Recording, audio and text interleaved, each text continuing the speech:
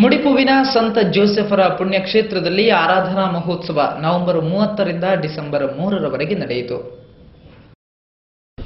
ಮುಡಿಪಿನ ಮುಕ್ತಿಧರ Joseph was ಪುಣ್ಯಕ್ಷೇತ್ರದ ವಾರ್ಷಿಕ ಮಹೋತ್ಸವ ಹಾಗೂ ಮುಕ್ತಿಧರ ಜೋಸೆಫ್ ವಾಜರ ಮರಣ ತ್ರಿಶತಾಬ್ದಿ ಸ್ಮರಣೆ ನವೆಂಬರ್ 30, ಡಿಸೆಂಬರ್ 1 ಮತ್ತು 2ರಂದು ನಡೆಯಿತು. ಡಿಸೆಂಬರ್ 2ರ ಗುರುವಾರ ಸಂಭ್ರಮದ ಬಲಿಪೂಜೆ ನಡೆಸಲ್ಪಟ್ಟಿತು. ಅತಿ ವಂದನೀಯ ಪೀಟರ್ ಮಚಾದೋ ಧರ್ಮಗುರುಗಳು ಬೆಳಗಾವಿ ಧರ್ಮ ಪ್ರಾಂತ್ಯ ಇವರು ಬಲಿಪೂಜೆಯನ್ನು ನೆರವೇರಿಸಿಕೊಟ್ಟರು. ಪರಮ ಪ್ರಸಾದದ ಆರಾಧನೆಯೂ ನೆರವೇರಿತು.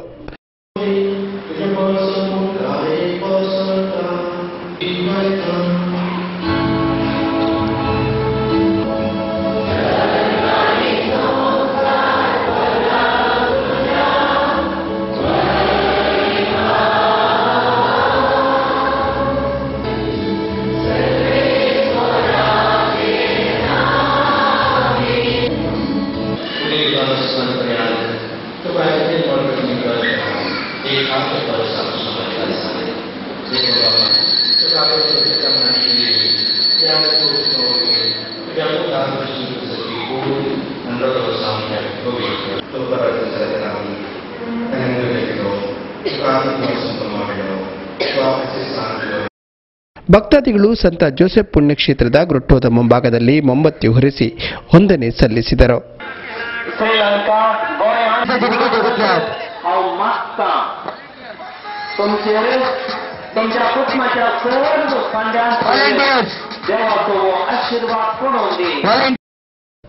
ಕ್ಷೇತ್ರದ ಕಲೆ ಕಾಣಿಕೆಗಳ ಬಗ್ಗೆ ಧರ್ಮಗುರುಗಳಾದ ಫಾದರ್ ಆಂಡ್ರಿ ಡಿಸೋಜಾ ಮಾಹಿತಿ ನೀಡಿದರು.